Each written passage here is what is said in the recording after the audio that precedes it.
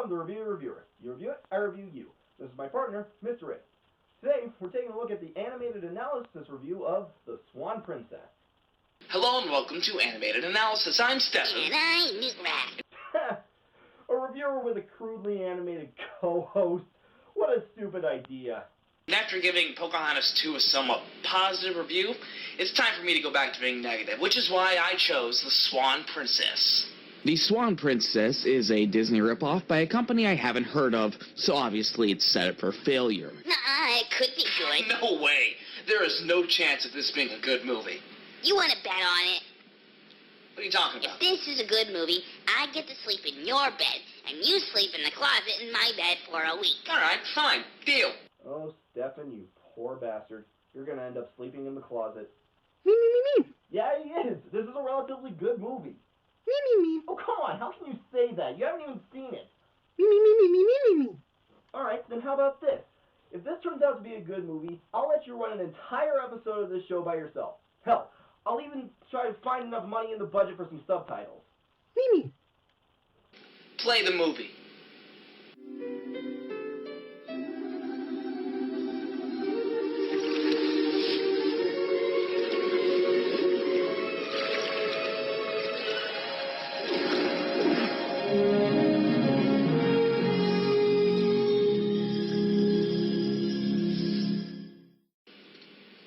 That does not mean it's good.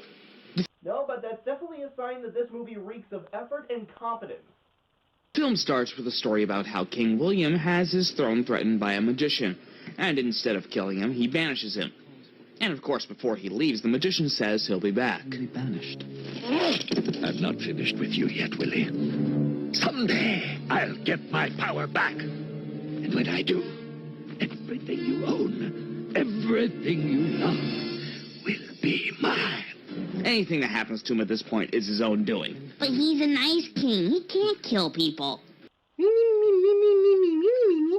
Yeah, I guess that's true. Just because he's a nice king doesn't mean he can't call for a well-deserved execution. So the king has a daughter, even though his wife is never seen.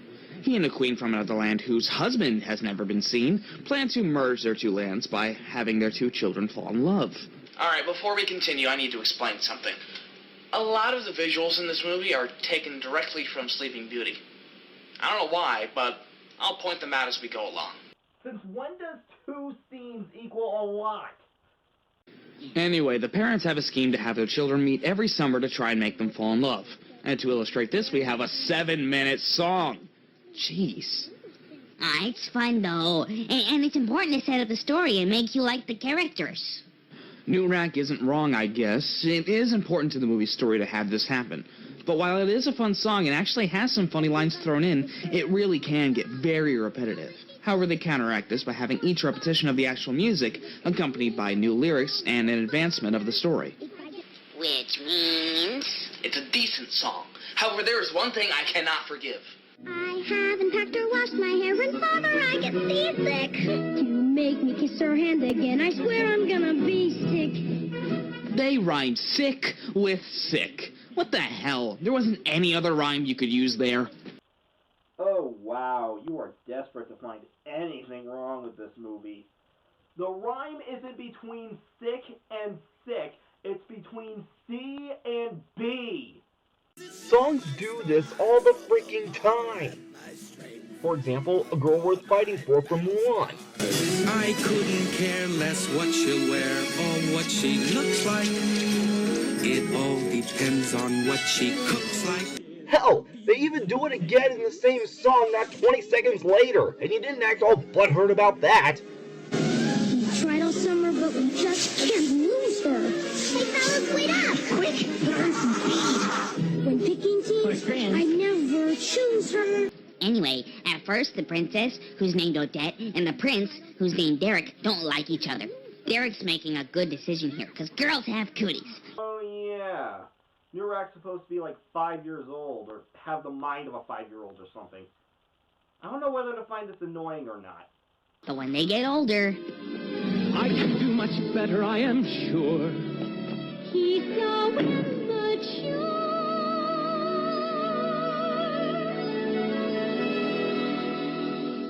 He thinks she's hot. Oh, don't act like you don't agree. Yeah. So they dance and then, ew, they kiss. Gross. Derek says they're gonna get married, but Odette stops him. Wait. What? You're all I ever wanted. You're beautiful. Thank you. But what else? What else is there? Silly woman, wanting him to love you for your personality. I mean, what do you think this is, a fairy tale? So, because of Odette's ridiculous idea of what love is, the wedding is called off, and Odette and the king head back to their own kingdom.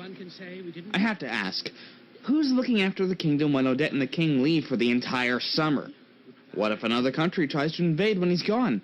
These questions will never be answered because we only spend time around Derek's kingdom in this movie. Then also, this is an animated kids movie. I mean, if Princess Jasmine could get away with sicking a Bengal tiger on a visiting prince without any war ramifications, I think these guys can get away with leaving their kingdom for a few months. Is there? She says, is beauty all that matters? And you say, what else is there? It was dumb, I know. You should write a book. How to offend women in 5 syllables or less. Okay, that's kind of funny. Just admit that you're enjoying yourself. Think. You must see something other than Odette's beauty. Oh, of course I do, Rogers. She's like, you know, how about... And then... I mean, right? I don't know how to say it. Here's the film's first misstep and the largest missed opportunity, in my opinion. Having the prince grow from being shallow into a man who sees her for who she really is would be an interesting spin on things in 1994, when all the princesses were still pretty bland in Disney films. But it turns out he isn't shallow. He just couldn't find the right words to express it. Well, okay, then is he going to have some sort of character arc where he finds out how to properly express himself? Not really. There's maybe a little bit of that at the end, but not enough to actually have it be any sort of character growth. So the purpose of him looking shallow to her is lost on me. Yeah, I have to admit that is pretty much true. I mean, I feel like they're trying to put some sort of pointless cliche into this movie. I just can't figure out what it is. So Odette and her dad are on their way home, and then the evil magician shows up and turns into a giant bat. One of the soldiers makes it to Derek's castle and tells him about the great beast and then dies. Derek doesn't care about him, though. He just runs out to find Odette. The love of his life is in danger. There's no time to mourn over this guy right now. King William, Derek, who did this? It came so quickly. A great animal. Where is Odette? Listen to me, Derek. It's not what it seems. Really? You're gonna speak in riddles instead of just saying it's the magician who tried to take your throne years ago? Do you want him to save your daughter or not? Have you ever been on death's door? It's really hard to say anything straightforward. We cut to a lake where Odette has been turned into a swan. The magician explains that when the moon touches the lake, as long as she is on it, she will change back into a human. But as soon as the moonlight leaves the lake, she'll become a swan again. Why is he doing this instead of just killing her? Well... Nah, tried that already. Once you steal something, you spend your whole life fighting to keep it. But if I marry the only heir to the throne, we'll rule your father's kingdom together, legally, king and queen. What's your apparent problem with that? And then we see the princess practicing really hard. There's a song about it and everything. A horribly pointless song, I might add. The song adds absolutely nothing to the movie, and like the first song, it goes on too long, and it's even more repetitious. It isn't bad, though. The song's good. It just gets kind of boring when they keep repeating it over and over again. Great, now Newt Rack is trying too hard to defend this movie. So Derek is awesome and can shoot anything because he's that awesome. Then Derek and his cowardly friend practice a really stupid exercise. So please... Come on, Brom. Hold it steady. Oh, please, oh, please. Oh, please. No!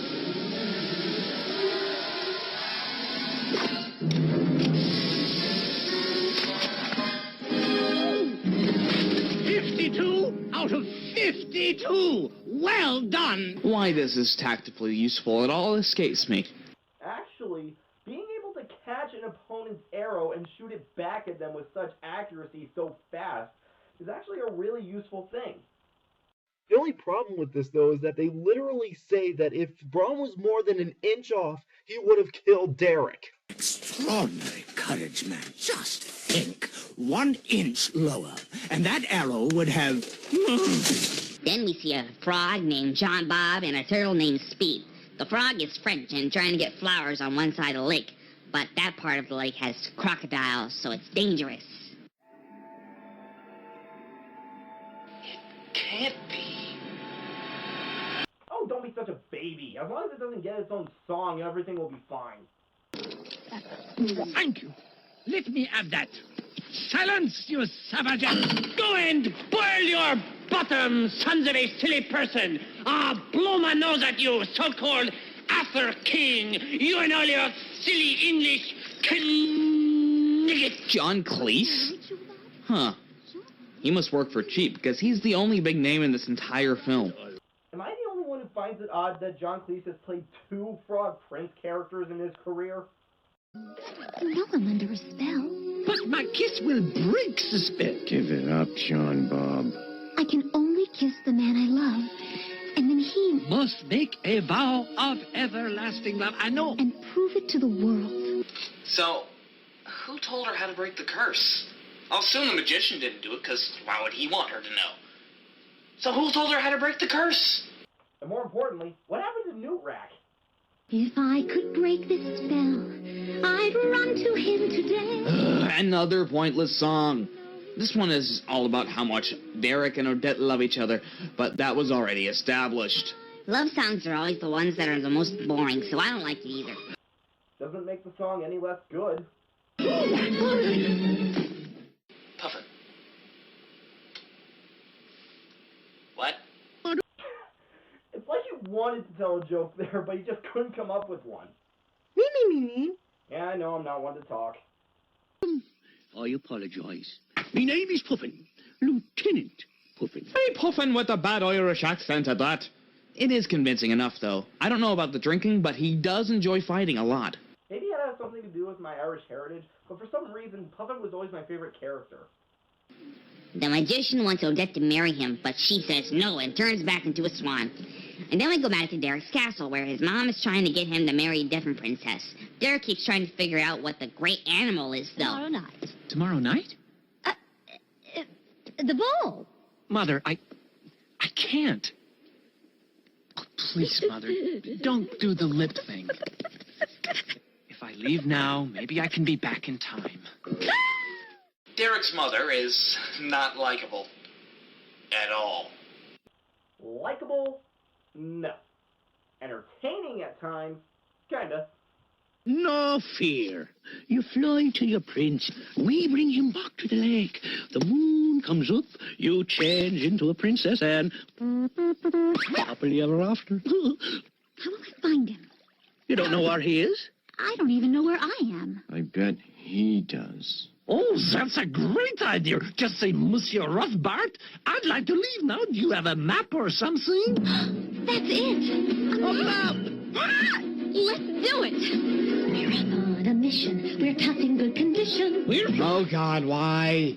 That one came out of nowhere, and it once again adds nothing to the story besides padding. I mean, I like musicals, but songs are only interesting if they move things along. It gets kind of funny when they start playing sports, though. I like that part. I just wonder why it's happening. But it's fun! Me. It's enjoyable! Me. You just don't want this movie to be good! After they get the map, we go back to Derek, who discovers the great animal can change shape, and goes out to hunt it and find Odette with his scaredy cat friend. Meanwhile, Odette and the other animals go back to find him and bring him to the lake. I can smell a human a mile away. Must be more than a mile. Here. Derek. A swan? A swan. Of course. It's not what it seems. Just a little closer.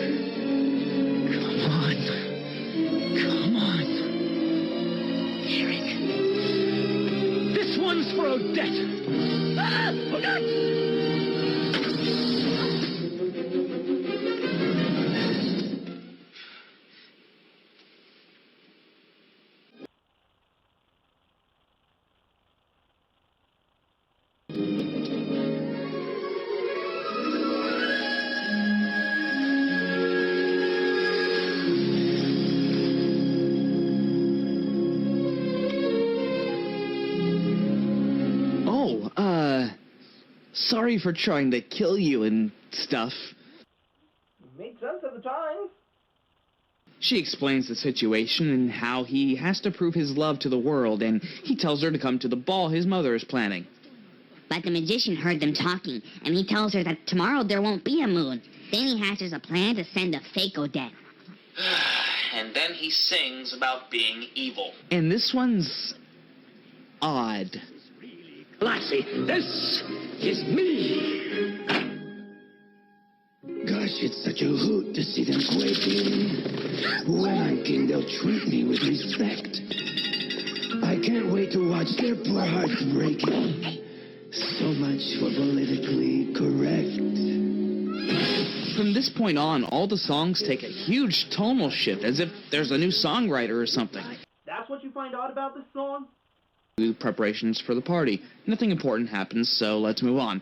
The magician locks Odette up along with Derek's coward friend, who he left in the forest and never went back to look for. What a pal. Hey, to be fair, Derek thought Brom had returned to the castle. And then, there's another strange and out-of-place song. Yeah, I won't deny this is the one that kind of annoys me. Oh, shut up! At the party that looks like it's in Disney World after another song, the fake Odette shows up and Derek dances with her. Meanwhile, Odette's friends go to break her out and... Big alligator! Jesus! He's starting to invade other films. That would explain the abundance of pointless musical numbers. Okay, so Odette's friends break her out and she rushes to go stop Derek from vowing love to the fake Odette, because then she'll die. However, she doesn't make it in time, and he pledges his love to the wrong person. She flies away to the lake to die, for some reason. Yeah, it's never really explained why this kills Odette, just that it does. And Derek, realizing this after the magician gloats, follows her. And then she dies? Huh. Well, that's a bit of a bittersweet ending, but oh, well, of course, it's not going to end that way.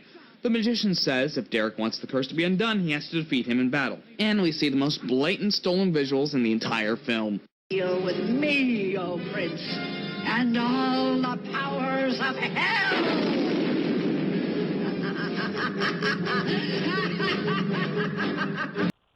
Nope, the dance scene from the beginning of the movie was more blatant, but this is a pretty good contender. It looks like Derek's going to lose, but then... Oh, please. Oh, please, oh, please, oh, please.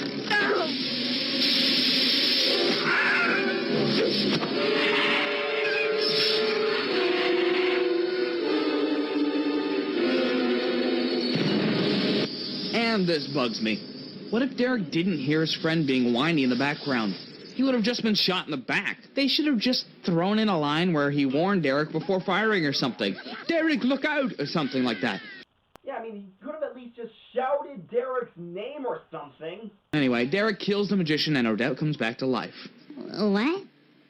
She's not coming back? Wait for it. Derek? Odette. Now she comes back to life. In a way that they never even explain. It could be that he clarifies that the vow is for her, or that he defeated the magician. I'm not really sure. Anyway, that's the end of... Oh, wait. My job to get you birds in shape. You're in Puffin's army now. Pin her.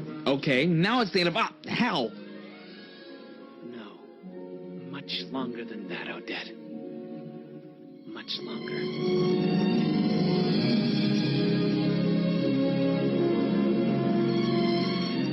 Oh, are you actually over now? No other loose ends to tie up? Hey, it's better than some movies that just completely ignore loose ends. Okay, that was The Swan Princess. And what do I think? It's actually not that bad of a movie at all. Ha! I win! Me, me, me, me, me. Oh, come on, don't be like that. Oh, crap, we're still going. The this review is pretty enjoyable, I guess. One thing that I do really like about it is that it manages to balance opinions and actual facts about the movie really well. Also, Stefan goes into a lot of detail as to what's actually good and bad about the movie, more than other reviewers do. I definitely say give this review a watch. I'm the reviewer. You review it? Me. No, I don't want to play Catching Fire. Oh, shit! We're on a mission. We're tough in good condition. We're short, but standing tall. No fear.